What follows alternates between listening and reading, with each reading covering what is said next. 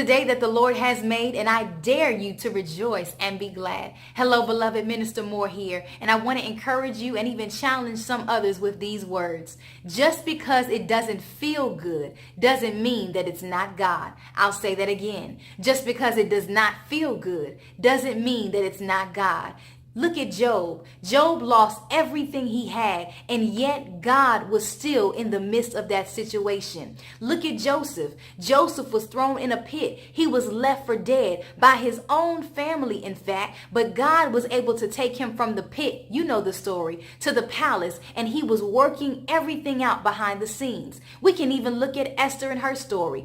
Esther was chosen to be queen among many, and yet even after she got into the palace, no sooner that she had an opportunity to warm the throne, that Mordecai threatened her and her Jewish people. But guess what?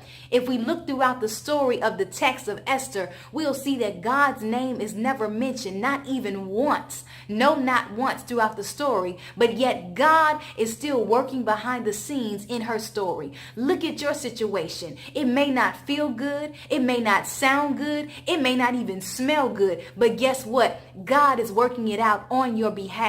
Just because it doesn't feel good doesn't mean that it's not God. Sometimes we go through trials and tribulations that will cause us to be stretched beyond what we're used to cause us to go to higher places and elevation in God. It will grow our character. It will stretch our integrity. It would build certain values and strengths within us that would help us to continue to fight the good fight of faith. Christianity was never promised to be comfortable. Christianity was never promised to be comfortable. Leave you with these words that come from the book of James. James says this: Dear brothers and sisters, when troubles of any kind come your way, consider it a great joy. For you know that when your faith is tested, your endurance has a chance to grow. So let it grow. And that there's never a testimony without a test.